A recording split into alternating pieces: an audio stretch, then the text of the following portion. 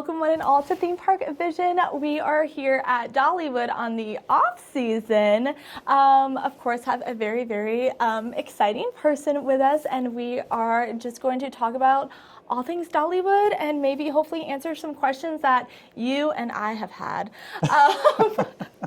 But of course, we've got Dollywood Parks and Resorts President Eugene on. Thank you again so much. Thanks for coming out and braving the cold. It is so cold. Yeah. No, I appreciate it. I appreciate being, giving me the opportunity to just sit down and chat. Yeah. So I love it. I guess, of course, we've talked several times, but for those who don't know you and are new to the Dollywood family, can you tell us a little bit about yourself and how you got started here? Sure. Well, my first job in the industry was, believe it or not, as a funnel cake supervisor at King's Dominion in Richmond, Virginia. I'm kid number 7 of 8, and when I was going to college, I had to figure out a way to pay for school. So I was going to Radford University in culinary management, and I would travel each and every weekend from Radford to Virginia, run my funnel cake building, make some money, put some theory that I was learning in culinary management to use and practice in my job, and then I'd run back to school. So, and I fell in love with the business then, and believe it or not, that was over 40 years ago. Can't believe I'm feeling like an old geezer today, but I'm so appreciative of you and the opportunity to get a chance to speak with you. I love how you cover our park. I particularly love how you can devour a subject and then clearly communicate it to the fans that are trying to understand a little bit more about Dollywood Parks and Resorts, and perhaps maybe some of the reasoning and the whys behind the decisions. I always talk about it's a lot of art, but there's a lot of science behind what we do, and people may not necessarily really understand that. And I know in the off season, one of the things I miss most is interacting with people on the midway. So having you here helps feed the soul, and I can't wait. And even though just about only 45 more days to go before we get back open again. Is it really 45 days? Yeah, it slides really fast.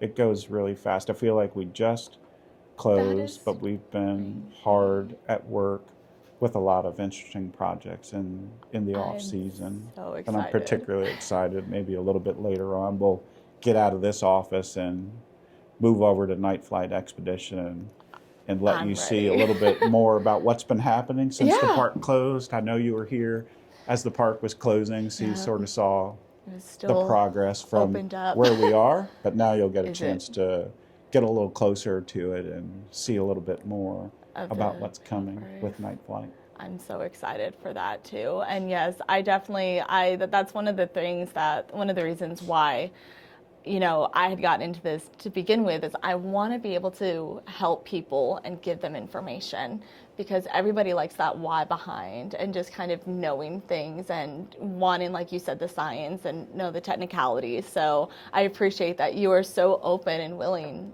to give that information and to explain it. So thank you for that. All right, and I of course do have my little notes here, because Lord knows I'm not going to memorize 30-something questions. So when you walk into Dollywood on a busy day and see it through a guest's perspective, how do you hope they feel within the first few minutes? Yeah, obviously one of our main things that we're really known for here at Dollywood, the best way I can explain it is by what we call each other as host. We're actually inviting you over to our home, and when you come here, we want to make sure that you feel like that, that you feel like you're being welcomed into our home. And at the end of the day, after all of the interactions that we have with our guests that are visiting here, we hope that you leave feeling like you're a member of our family or you're a close friend, and that we've done our job to make sure that everyone feels welcome. And I have to say, the hosts do a fantastic job with that. You do a fantastic job with that. I think it really does. When you walk into the park, you do have that family feel Mm-hmm. because of all of the energy that they have. Even the first time you walk in and you've got the photographer sitting there, they're always so excited and get you in the mood and get you hyped up. So. Yeah. The thing that's really special about our industry, and if you think about our DNA as Smoky Mountain country and who Dolly is and what she represents, not only to our community but to the entire world, you'd obviously figure out that we'd be really welcoming to everyone, and that we'd be working hard to make sure that we could do a good job of caring for people's needs. But the interaction with families is also really important to our parent company, Hershen. And Jack and Pete Hershen, our founding fathers, they've been in the business 75 years. Last year we celebrated our 75th anniversary for them. They're still active and they're on our board of directors. They still help guide us. And it's so fun to get a chance to interact with both Peter and Jack Hershen. And I consider it a great honor to just be able to walk the park and hear their thoughts on where we've come from, but particularly interesting to how they feel about where we're going as an organization and our approach to being family oriented. And they've done a great job of that. And I think if you think about the partnership that they created with Dolly Parton over 40 years ago, we're getting ready to open up into our 41th season together. All the anniversaries last year. I mean, it's a lot to do with their focus on family and doing good for the communities where we all live and work. And I think those brand tenants have made that relationship really, really successful over time. Yeah. And just them being able to see too, I can't imagine, wow, 75, seeing the growth and seeing the changes over the past several years, not just from Dollywood, but from their other parks as well. That's amazing. They started their business as a cave operation in Branson, Missouri, and then they grew up and created Solar Dollar City Branson. And then when that started to go so well, they were looking for a way to expand. And they looked out onto the Tennessee market and saw this place here, and that's when they decided they were gonna purchase this from Hart Odell, who was then the owner of the Cleveland Browns, and he needed money for the draft to try to help his football team. And I don't know how well that worked out for the Cleveland Browns back then or now, but it sure did work out well for the Hershens, because that led their way into a partnership with Dolly Parton. One and only. I mean, the history's been written from there, and now we're a force in the state of Tennessee in terms of tourism. We're the largest attraction in the state of Tennessee, and that all comes from their foundation together. And expanding. I mean, Songteller is about to open up soon in mid-year. Nashville, which is exciting. It'll open mid-year in 2026. That's a big expansion market. It's just off of Broadway. It's a beautiful hotel themed around Dolly Parton, and I know it's going to work to be really, really successful. And they're hard at work in construction, and they're working as hard as we are here on Nightflight Expedition, and all working towards a really big 2026 in Tennessee. That is going to be amazing. And I do love how Dollywood Parks and Resorts is expanding out like that. So now we've got the Songteller coming to Nashville.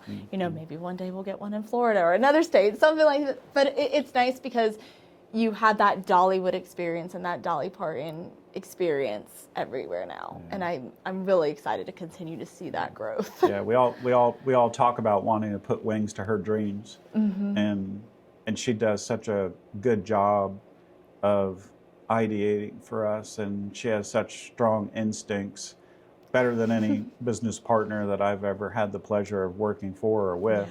In my career, she's a really instinctive person, in terms of her approach, and it's a lot of fun for me to get a chance to do what I do. But as we look long term at our business, we see ourselves continuing to grow.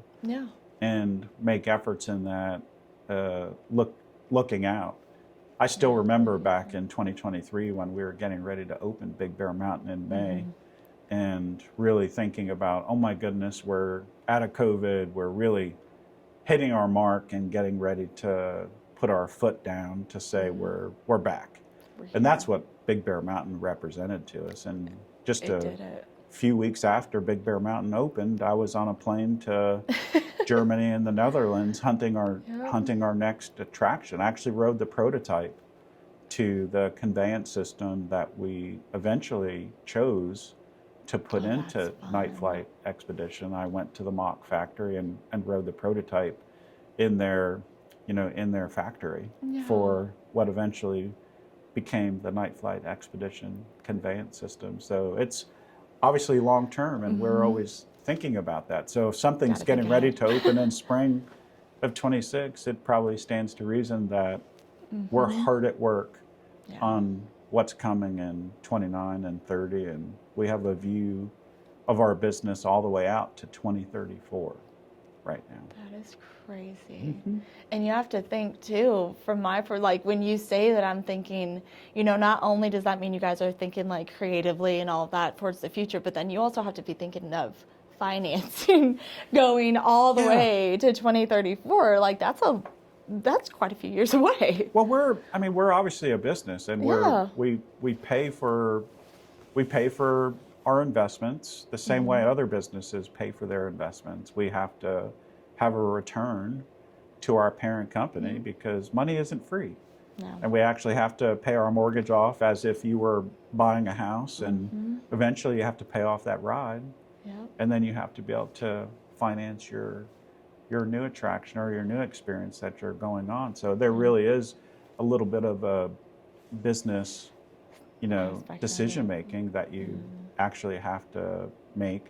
But it's also balancing the host and guest experience, because that's really important to me, as a leader, and as I'm thinking about what to do and how do we progress as a campus long term. It really is about managing both the host and guest experience, and it's a balance. And there's a science and a chicken and the egg scenario behind how we go about making the decisions on when we do things, and even how we do things related to our investment strategy. Everyone saw the new parking lot open last year in 2025. We added 750 spaces, but that was really in preparation for Nightflight Expedition. So we had spent $7 million on adding more spaces because we had been running out of parking on our busier days.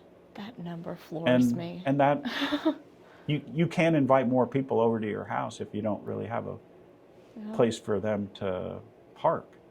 So that really was sort of you got to have more parking if you're going to do this big attraction that we eventually released as Nightflight Expedition, because you can't invite more people over unless there's a place for them to stay. You can't hire more hosts for Nightflight Expedition unless you have more parking. We were out of host parking in the back. We were at our limit, which is why when you walked into my office this morning, you saw a new parking lot that we built last year and worked on it this off season, getting ready to officially open this spring, because we're going to have 50 more hosts working for us for Nightflight, and they needed a place to park. So it's kind of the strategy of that ball needs to roll forward from an investment on infrastructure, and there's a little bit of science behind how we plan for those kind of investments.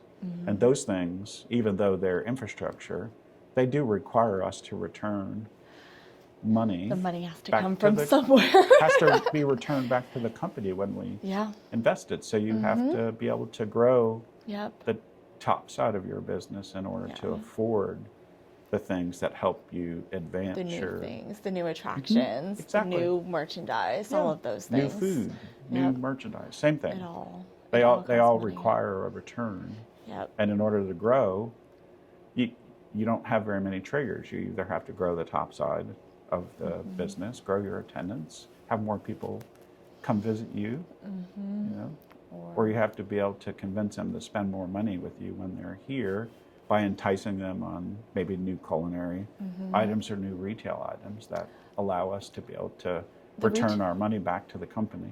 Look, the retail items get me every time. I'm not going to lie. You guys have had some You've cute kept- stuff this past year. You've kept us in business. I tried. And all Look. the things that I see on all your videos that They're pretty things, I'm Yeah. gonna say. But that's the thing is, like, again, like you said, you know, to make these things, the money, essentially, it's got to come from somewhere. Yeah. So I appreciate you taking the time to, like, explain that, though, because a lot of people, I feel like we have all these things we want out of Dollywood. We have so many future, like a little sandbox playground that we like to think of, like, oh, we could do this, and then you actually sit down and you think about it, you're like, oh, but money really isn't free. But then how do you, with increases, still make the experience worth it, essentially? And of course, we'll get to that a little bit later. I'm excited. That kind of answers my next question, though. I guess for you specifically, what do you wish fans did better understand about how a theme park operates behind the scenes? You know, I'm not sure that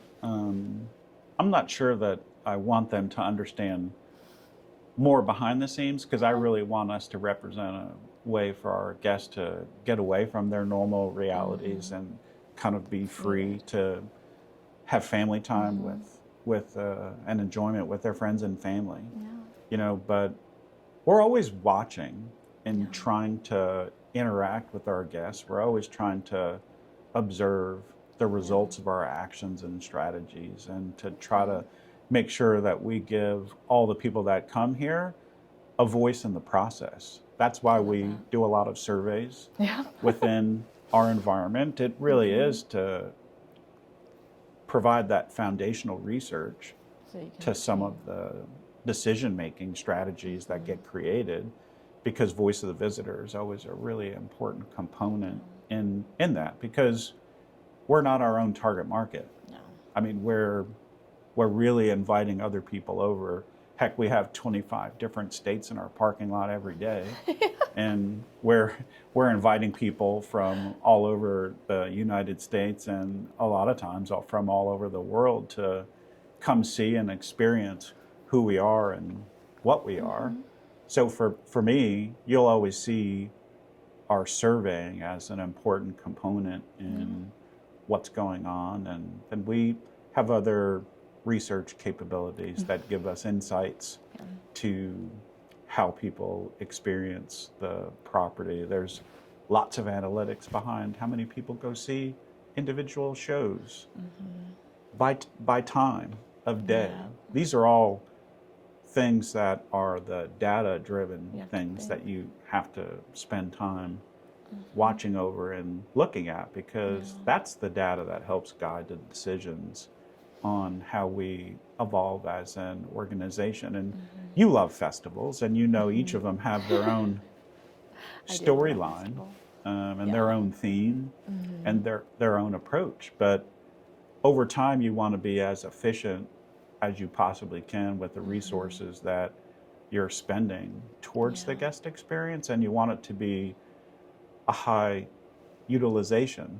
And sometimes the demographics of who comes on individual festivals will drive our decision making on what types of products or experiences come alive in each of the festivals, because they're different That makes sense. in terms of what's going on. Like in the summer time, when it's really summer vacation and it's a bunch of kids running around our park, there's a specific type of entertainment that you want to have available for the families that are visiting there. Yeah. And then there's a quite different set of people that will come and visit you during our fall festival or Christmas festival that drive the approach to the entertainment offering. And maybe perhaps it's hard for our long-term fans, the people who really are fanatically loving Dollywood, to be able to sort of see behind the curtain and visually think about. As you're walking the midways, there really are quite different times of the year and the people who visit us that drive our decisions behind the scenes and the makeup of what we do. And we'll never thought of be that. perfect. I'll never profess to be No one's the, perfect. the smartest chap on earth, but you do try to do the best you possibly can as a leader, to look at all the information that you have available to you and listen to the great team of people here that work here that care as much as I care about the overall host and guest experience, and then put the best possible foot forward.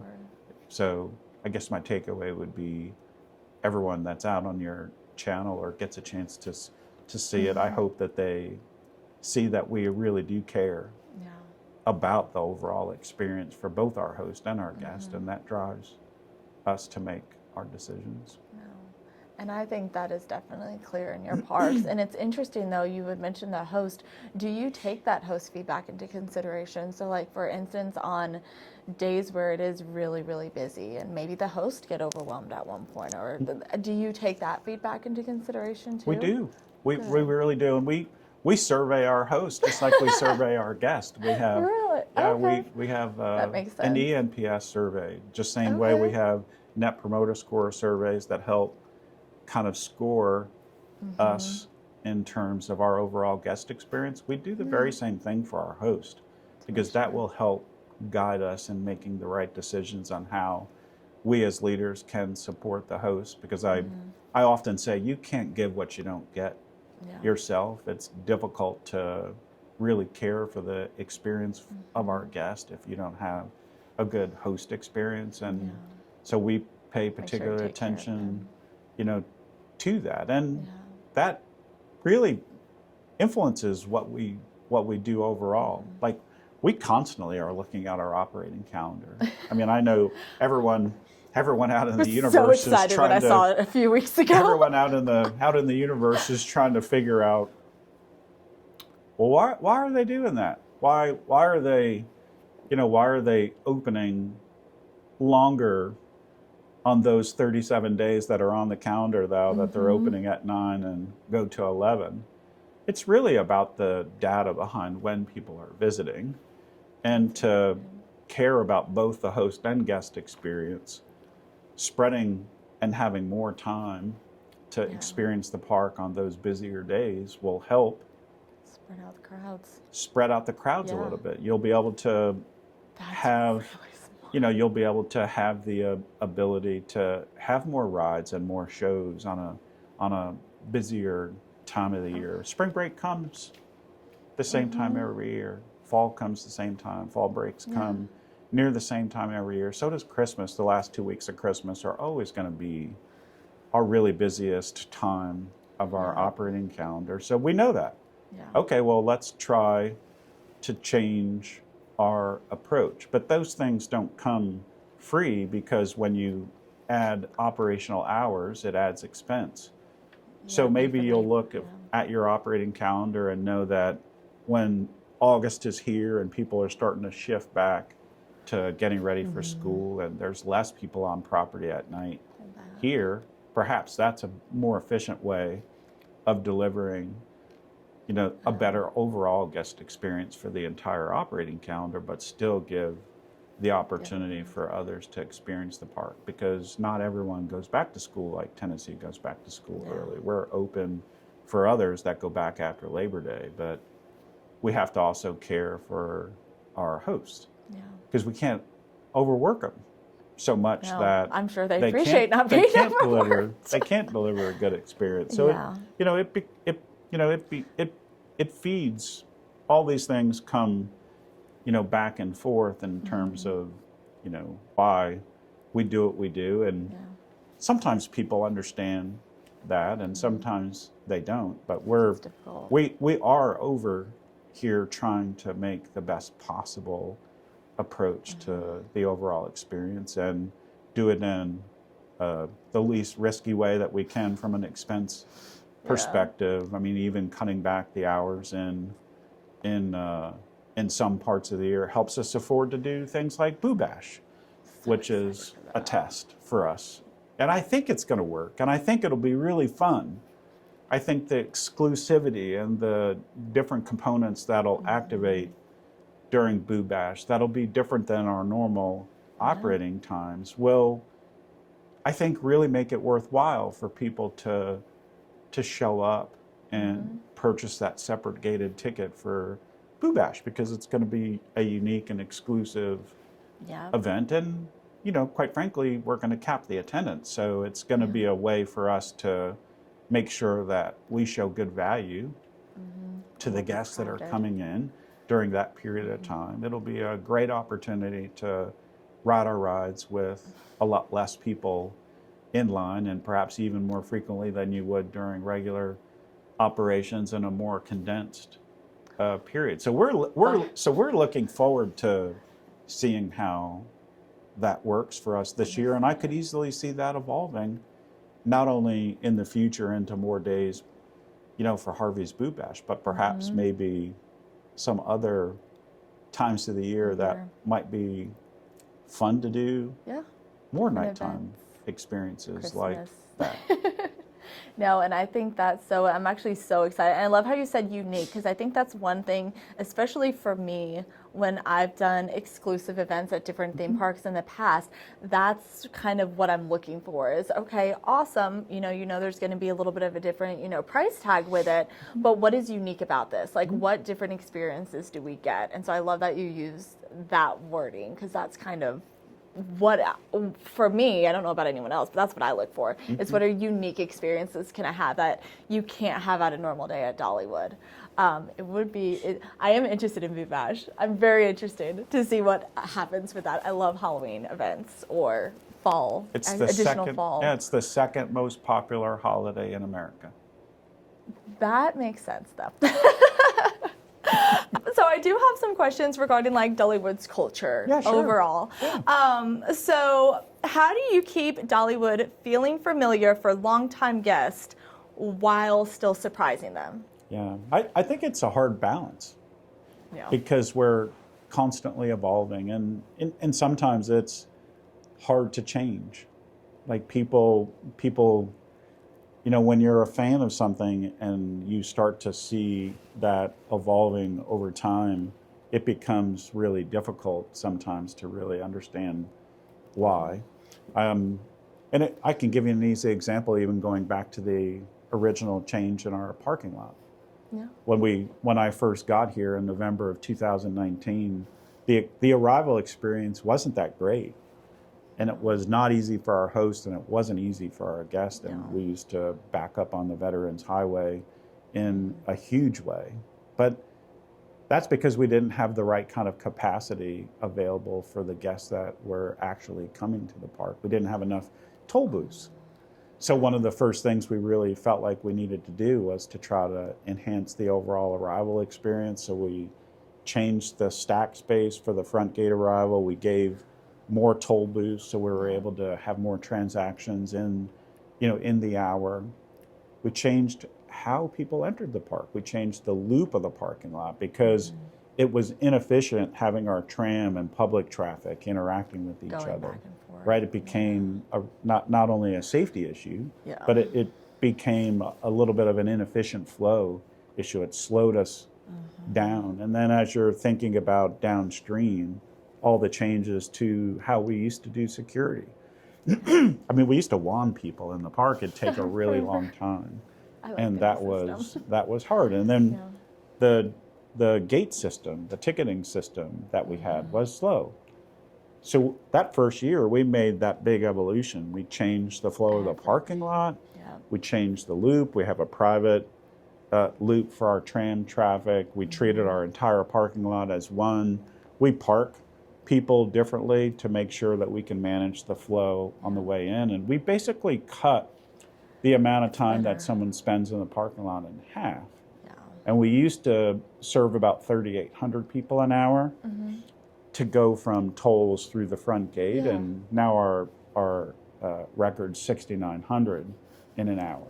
So we've really managed to get people on property faster, which is good in my eyes from a guest perspective, because it allows them to experience the park longer for the same time commitment that they have when they're visiting here. But we're constantly having to evolve that. But that whole process was really difficult. That was tough. I remember. From a guest perspective. It's still a little tough on some of the original people that parked here in the property. But you know, we're doing that with an eye on the future, and we're doing that to try to improve the overall efficiency of our operation. And we have master planned an upper loop and a lower loop in the parking lot.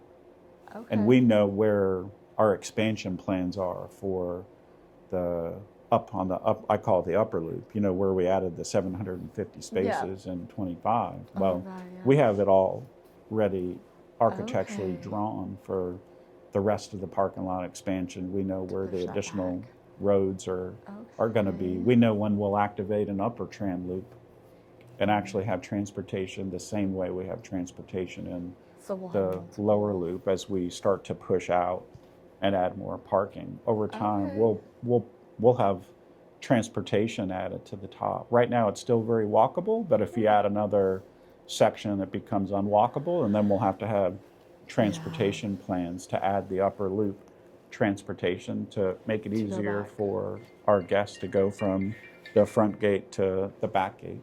Yeah. Okay. I was going to say, and I know too, you know, there was a lot of talk about, is Dollywood going to do a second front opening gate for guests to go into, but if you have the trams to bring you down, it's a little bit easier. You're not having to walk all the way down there. So, okay, that's interesting. Yeah. So at Dollywood Parks and Resorts, as it continues to grow, how do you protect, well, we're kind of talking about that, the culture and the hospitality it's known for? Yeah.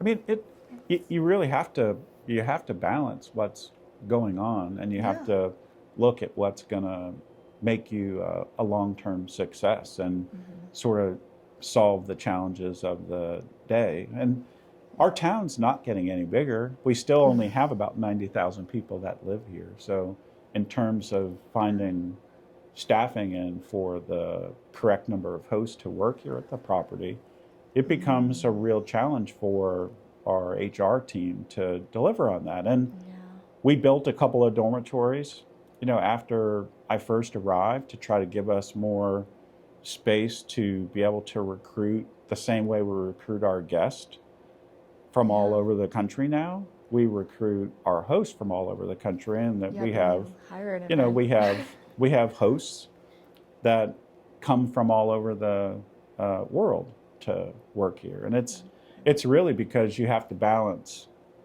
how many people are actually here to work, because our town is only but so big, and we're not really growing in terms of the number of people living here, but our businesses are all growing. Maybe that's why it feels like it's growing. Like the town itself, you feel like it's growing, but it's interesting that you say those numbers, because I truly would have thought there was more people here. Yeah, there's public data, so you can look at the number of people and the age groups that are living in town and what the workforce would actually be, and how many more businesses are coming, and how many more people that are actually needed to do the work.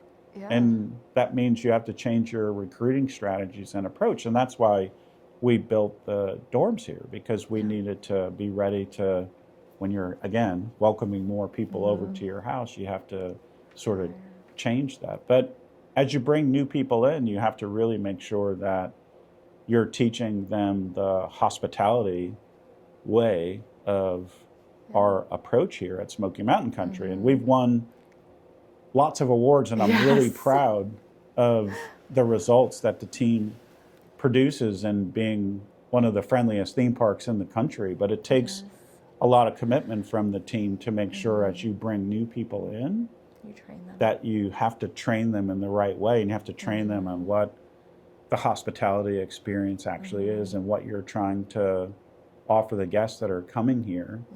And we work really, really hard at making sure that we manage that and train on those experiences. And again, take the feedback and see the results from, see the results from our surveys from our guests. And we see the pain points, and if there's commonality in the pain points, you find a way to train for a solution on that, or train them for or you change your operations, you change your buildings, you update the layouts of things to help solve for the pain points that exist within that environment. So that way hosts aren't getting the front end of that. Right, yeah, or the guest. Or the guest, yes. For longtime fans who remember past attractions and shows, how does Dollywood honor those memories while still moving forward? Yeah,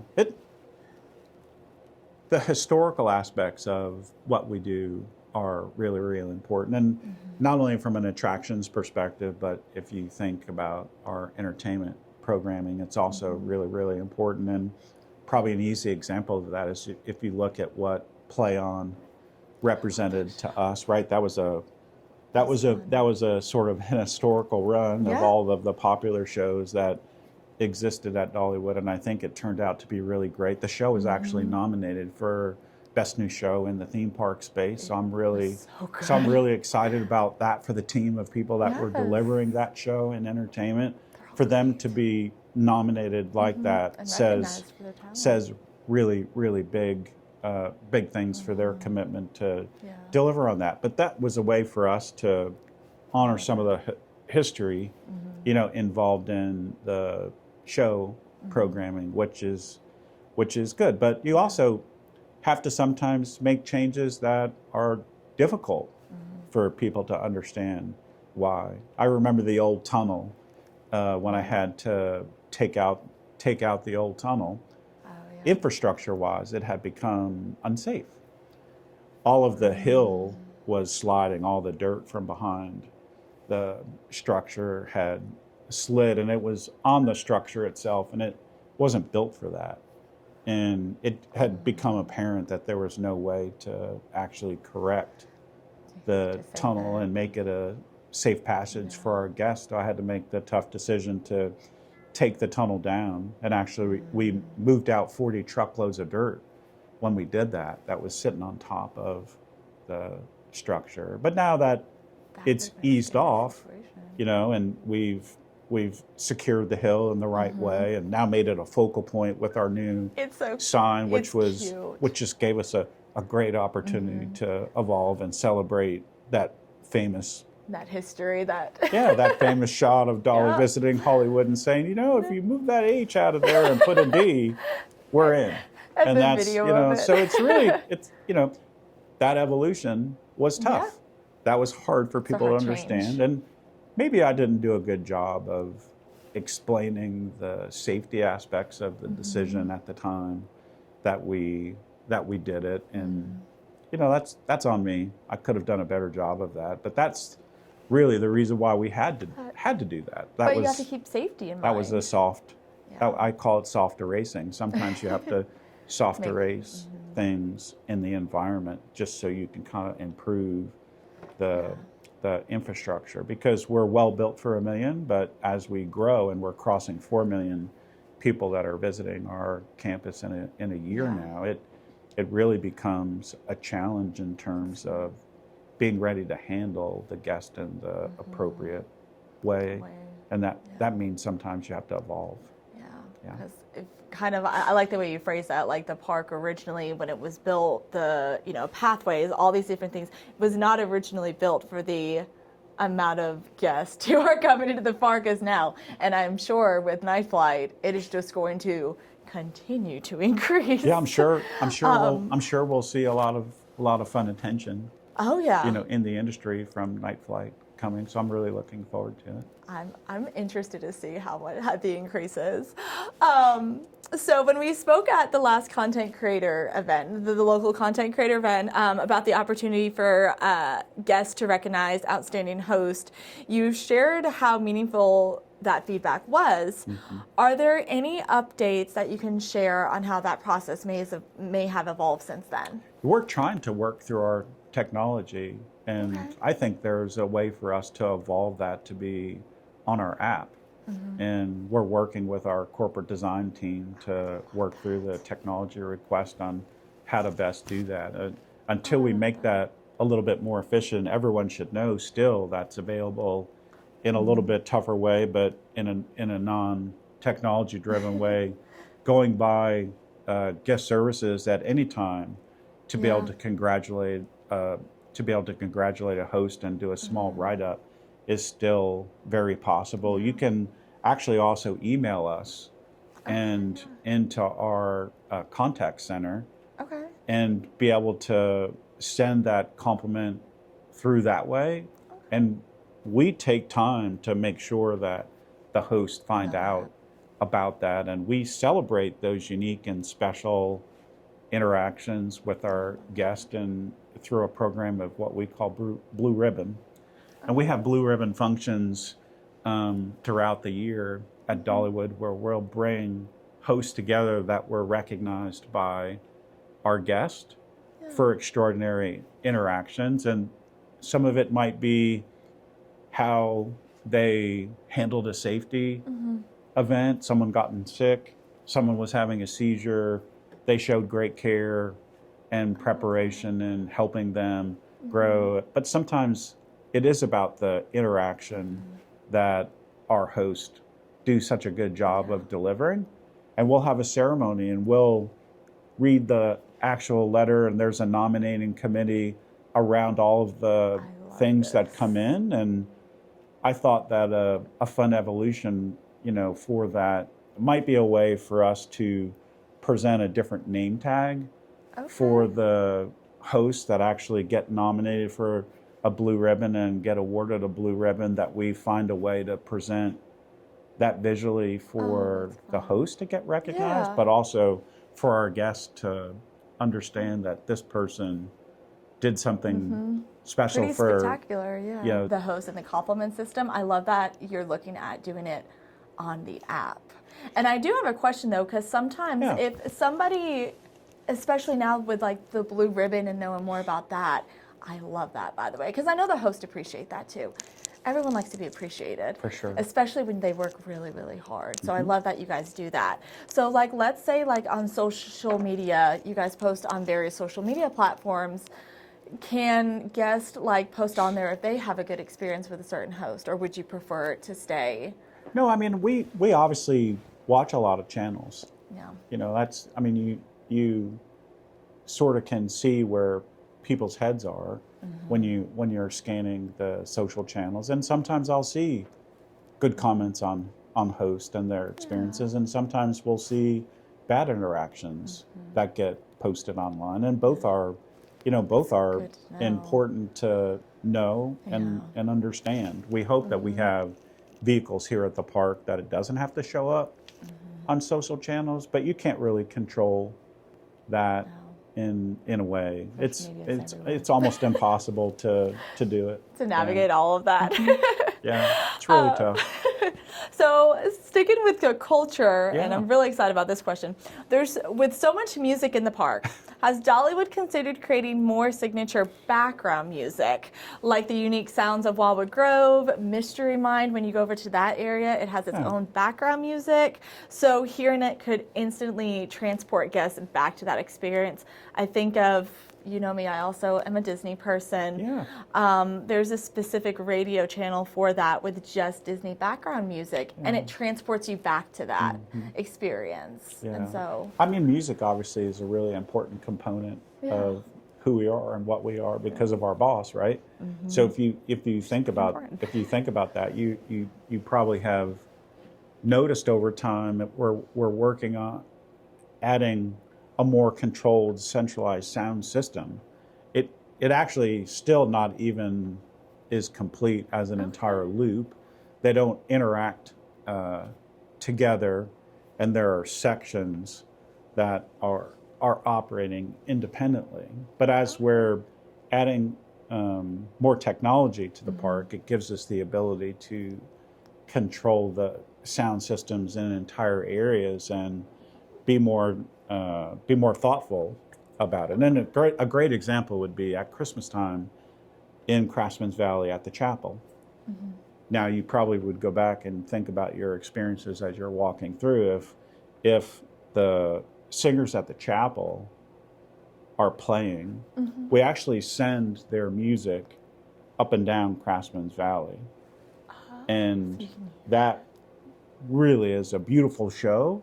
and not everyone even knows about that show, but it gets us an opportunity to have their music play throughout Craftsman's Valley. But before we upgraded the sound system, we didn't really have the ability to turn off central sound, which is the background music that you're referencing, that we select and play almost like a CD, if you will.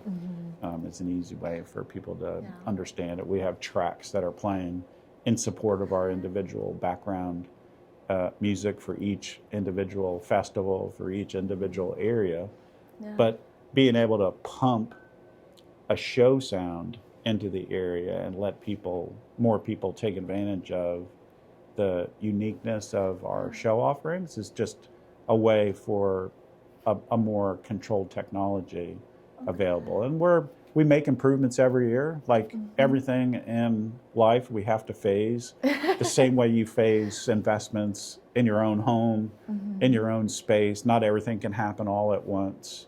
That's the very same way for us here at the park. So we evolve over time, and we make the investments. We're improving central sound, and it's allowing us an opportunity to advance our background. And you might hear Dolly songs playing in the background at certain times of the year, and as we take advantage of her song catalog and how it connects with us, authentically, we'll do that as best we possibly can. So I love that you picked up on that important aspect of who we are. I think too, because like music, I'm really big into music, and it really does transport you. And when you think of a theme park, which Dollywood is not so much, an amusement park, but it's a theme park, music is such an essential part of that, bringing you into that story. So I love that that's something that you guys have been mindful of or working on. I had to say, from my perspective, I never thought about the technology side of that. I never did. I always just thought, can we just have more background music in this area? The technology side of it never occurred to me, of how the logistics of that work. Yeah. So that's interesting. And you think about that same system will help you in safety situations too. That is very true. So controlling messaging if there's a bad storm or a tornado or whatnot, that helps us control our messaging too. So it's important for other reasons besides just the music aspect of it, which is why we constantly are doing more evolving. things to think about. Yeah. Let's pop up to Nightflight. Nightflight, hey, I'm down. I'm excited. That the off season provides is a chance for us to soft erase. And I know we talked about that when we were in the office. So one of the things that I learned over time, just being here in the square, you would get all kinds of questions from the guest on where Celebrity Theater was. And even though it was right there, it was sometimes hard for people to understand where it was. So we took out the food cart that existed there and changed the path a little bit. There was one tree up there that I took out, and now suddenly you can see Celebrity Theater really, really well. So that's an example of soft erasing that I think will improve the guest experience. More people will go inside of the Celebrity Theater because they're going to be able to see it easier. And I think that's an easy example of soft erasing. One small change will make a really big difference. I was like, wait a second, there was a building there. Yeah. And we moved that operation to another part of the park that was underutilized. There was the popcorn location in the village. The stand to the left of it was always mostly closed. So now it'll be open, and we'll just utilize that with that operation that we took out there.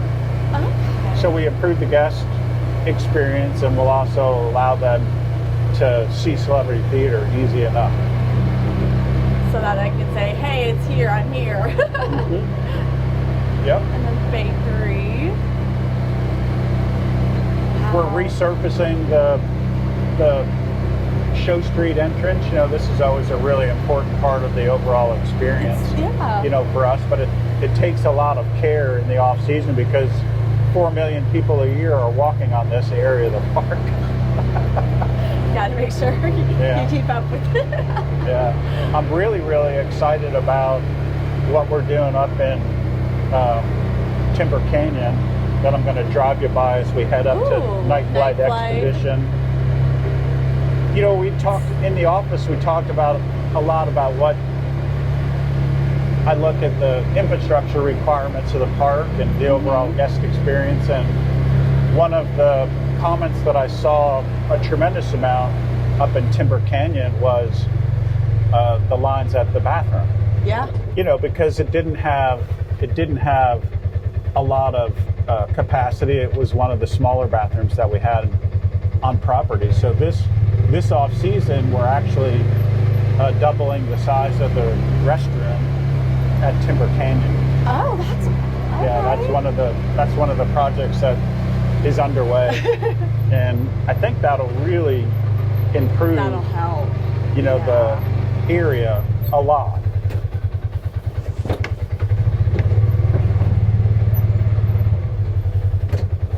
And if you think it's tight for guests, it's tight for our little park here too, right?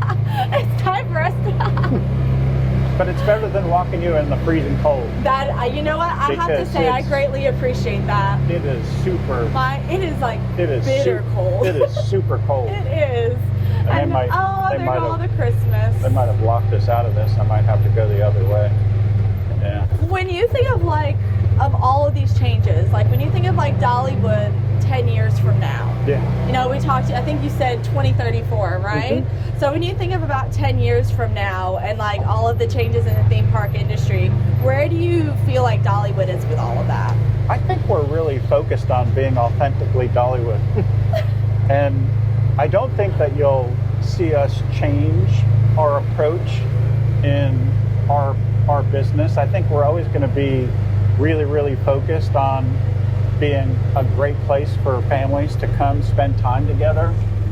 You know, as a group, I think you're going to see our attractions focus being towards families.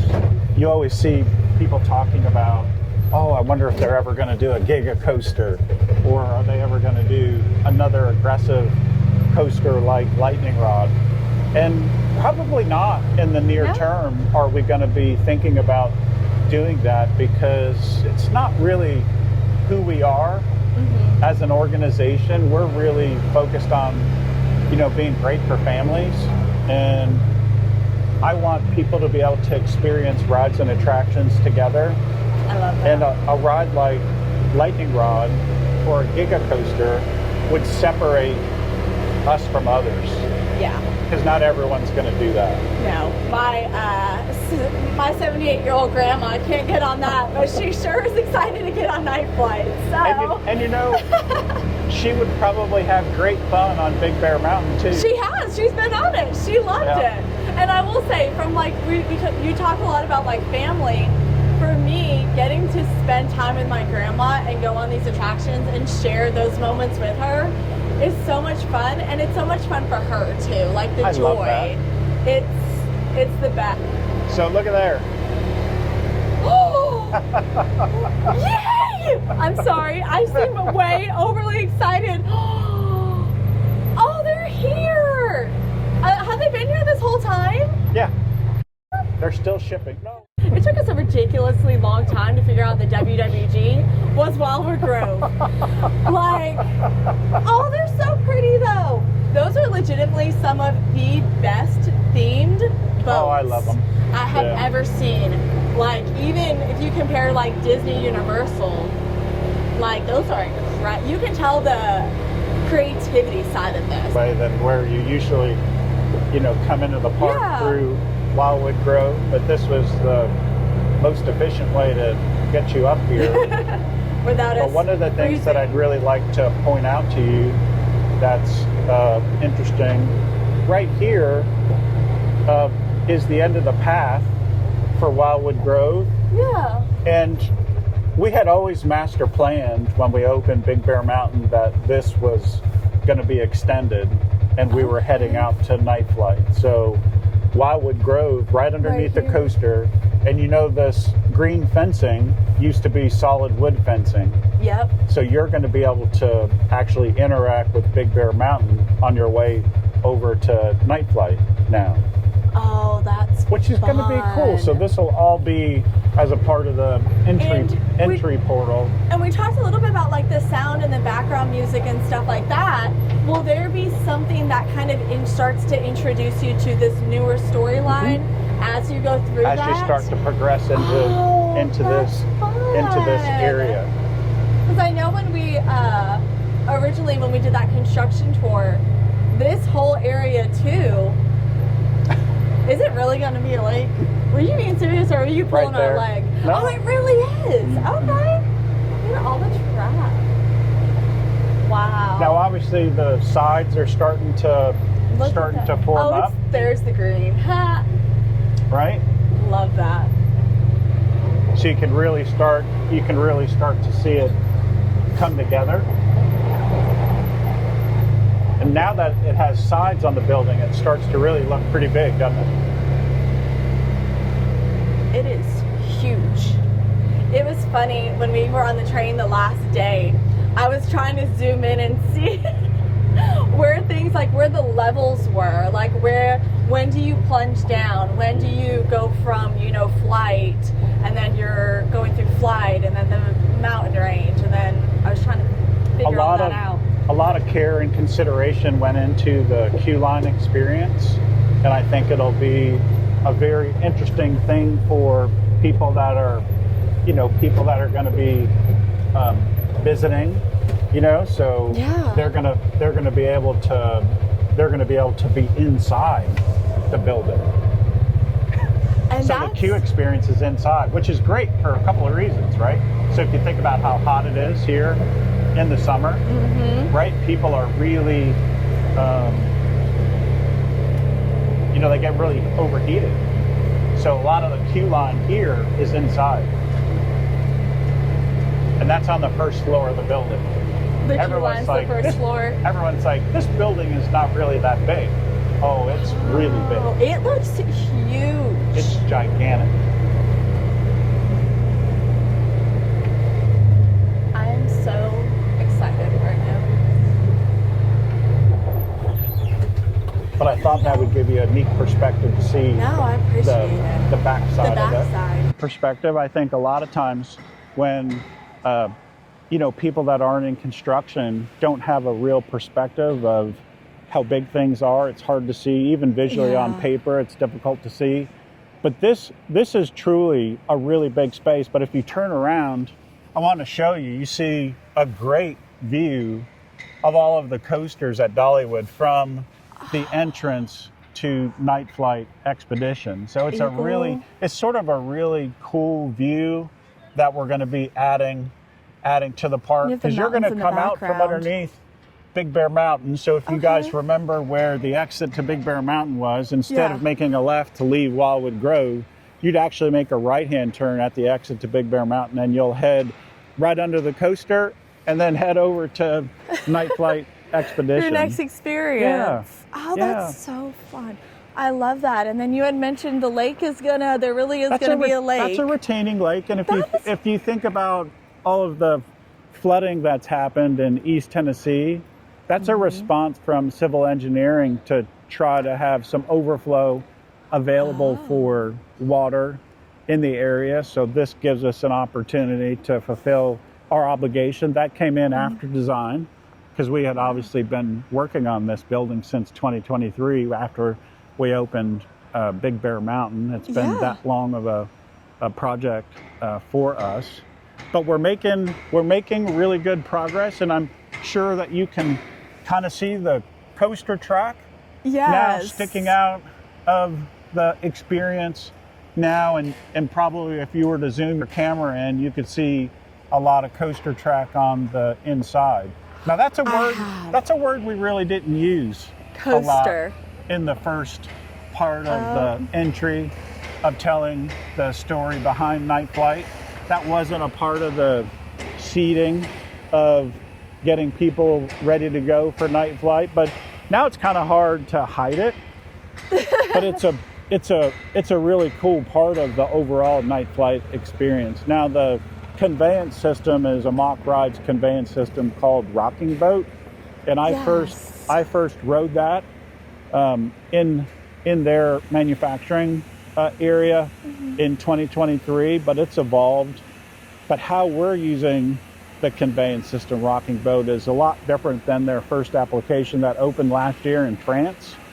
So this is actually going to be having 4 different styles of experiences, and you guys have heard us talk about that a lot, but we just didn't really fully share the word coaster with you at the time. But now that we're getting ready and closer to going, now you'll really be able to tell that this is a really unique adventure coaster that will bring a lot of interesting elements to the overall experience. And everyone originally thought, and even you, I did at thought first. we were doing soaring.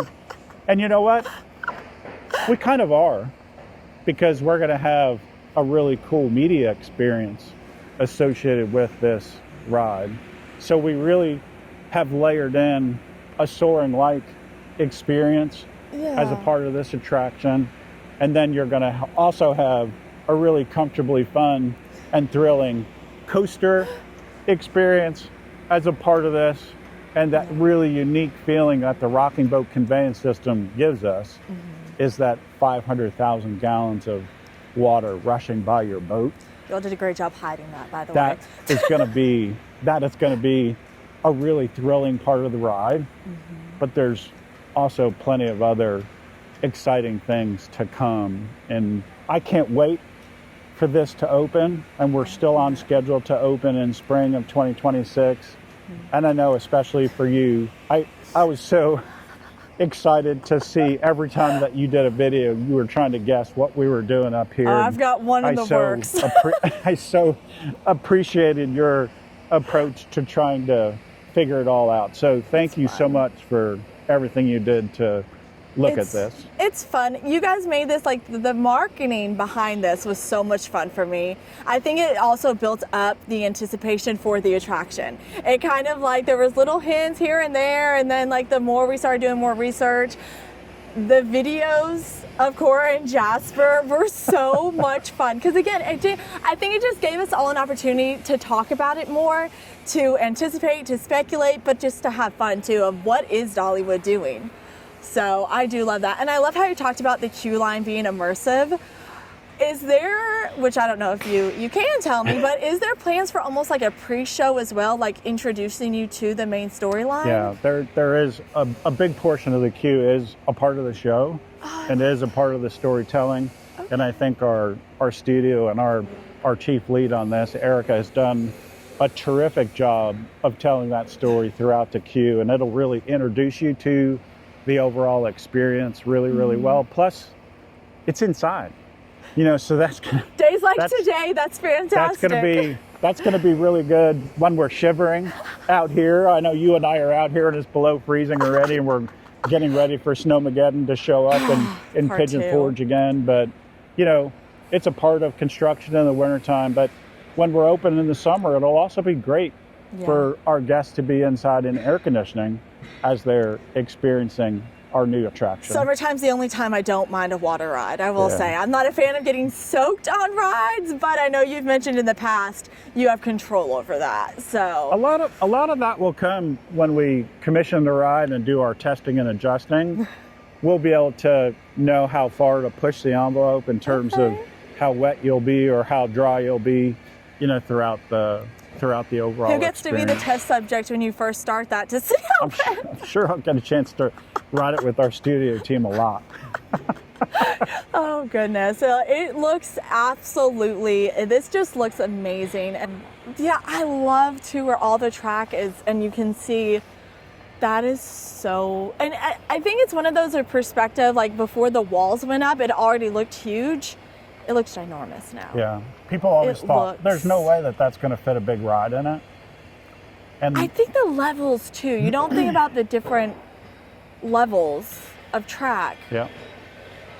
Really, really tall.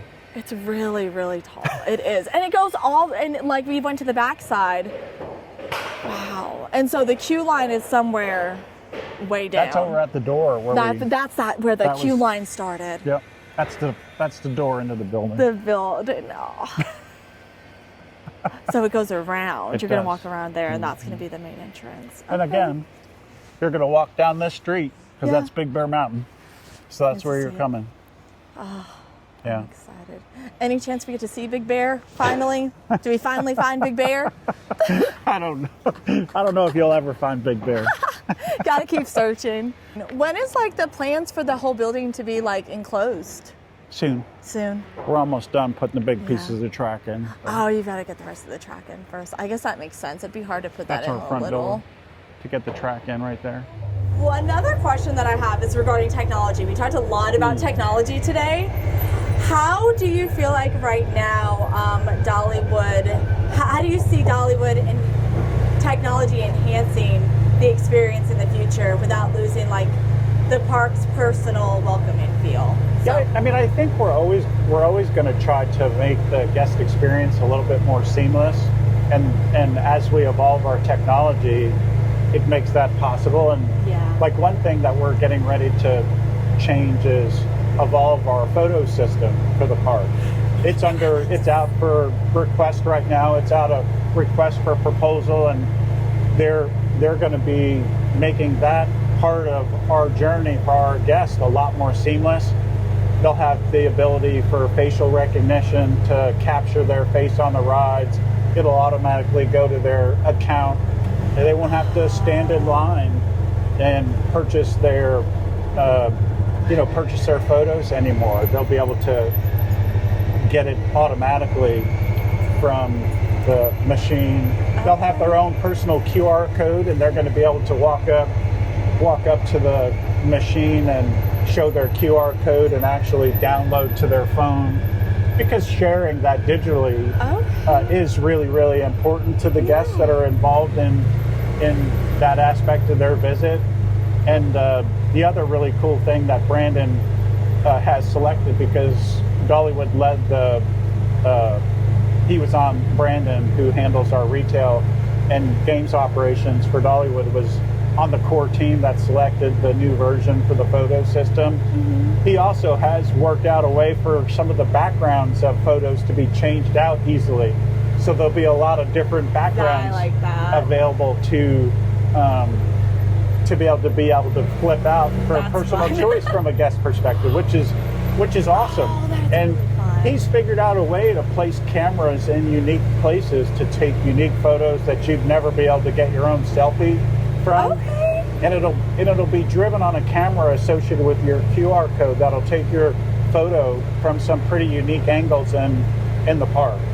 Oh, that'll be. So that's a really easy way for technology to help make our guest experience a little bit more seamless. We're working on a program with our cellular companies, because obviously if you've been in our park and it's a little bit busy, the cell phone signal strength is not the best in the area, because this tower that we're on gets overwhelmed. So they're advancing work to improve the infrastructure for cell phone tower overall.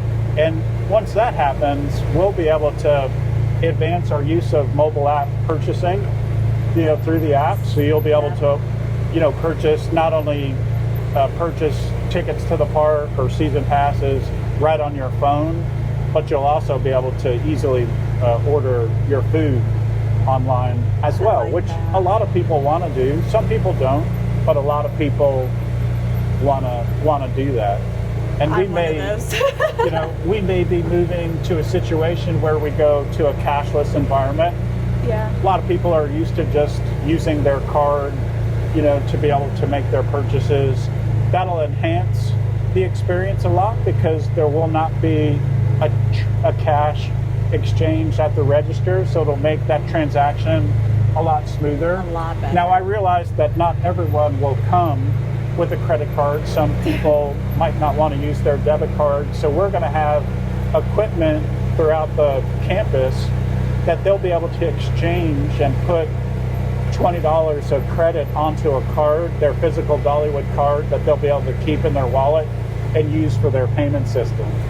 So we'll have those machines on property and give them an instant credit card to use throughout the day. campus, which will be good. And I'm really excited about that actually for Splash Country, because when you experience Splash Country, you're in a bathing suit. You don't want to carry a wallet around. It's really tough, right? But now with this card, you don't have to worry about that. You don't have to worry about it. You'll be able to actually have fun around Splash Country and never have to worry about any time that you're thirsty or want to get a drink or grab a bottle of water or a frozen lemonade. You'll be able to do that really, really easily, which I think is going to improve a lot. So that's especially with Neon Nights coming up, so we also have everything else. So that's a small idea of how we're always constantly thinking about advancing our technology to improve our host and guest experience. I love that. And again, those are things that you really would not even think about that you guys are considering. Like, it just shows how much you guys have on the back burner of what you're thinking about to help the parks moving forward. We're hopeful that by this fall, we'll be able to start putting the machines out on property to be able to have people put money on cards to be able to use for their transactions. Not make it mandatory.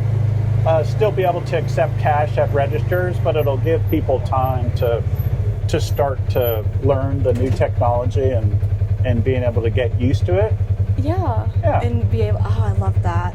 Now I know we've ran out of time and we're hopefully going to be able to do this again. And we will. I do have one more question, and this is just because it is a very hot topic right now. My apologies if I may have increased that hot topic. The QR system. There is a lot of questions and a lot of concerns. Can you tell us from Dollywood's perspective kind of like what that decision-making process looked like, or what were you concerned with? Well, overall, if you think about where we went from an evolution perspective, we used to have a lot of drinks that were crew serve, and we went to free pour system out on the park, and we did that really to try to make it a little bit easier for our guests to get their drinks faster. They could put their order in for their food, they could go sit at the table, they could get their drink, and by the time their drink was at their table, they could run off and get their food delivered again. But the system was flawed, and it was being kind of abused by some of the people that visited the park. Not everyone, but some of them. And that's okay. I hold no ill regard for that. But my job as a leader is to try to work, what's the solution to move forward? And the QR system will give us the ability to still have free pour, still have all of the advantages of being able to get a drink in people's hands, but it'll be in the form of a cup that they've actually purchased here at the property, and helps us again afford the things that we do as a business from an investment perspective, and to be sure that we're honoring what we need to honor as people. And that's really the simple aspect of why we do what we do. And we're trying to offer solutions for people, because some people like their Big Bear Mountain cup, and that's the cup that they want to use, and they'll be able to purchase a single time use QR code that they'll be able to activate the drink machine and use any cup that they want, still in the same way that they've done before, but it'll be something that they'll be paying for their refill. Yeah. And is it just going to remain at Reds until in Harvest, or is it something that's going to be park wide when it opens? We'll move to park wide. Park wide. Like anything, though, and anytime you phase something operationally like that, it takes time to convert all of this stuff. It's not unlike the cash machines that I just spoke to you about. It takes time, because this is a really big place, and flipping things operationally doesn't always have the ability to happen overnight. But eventually we'll get to all the machines will be QR code driven, and then we'll be ready to go. Well, again, thank you so much, though, for today. Thank you so much for letting me go to Nightflight Expedition and to see the construction and the entrance and everything. I knew you'd be excited about where we were. So excited about where you're at with this process. I cannot wait to hear when the official opening date is happening, but I'm excited to see it. And again, thank you so much for today. Spring of 2026. Spring of 2026. And Which spring technically- is a long time. Which technically gives me until June the 15th. So But my you know- so my first week of April, guess. But I just would like was to I would like to unrealistic. remind everyone when we did Big Bear Mountains construction, we also said spring of 2023. That is true. Good to see everyone. See you on Park soon. We miss you. Bye.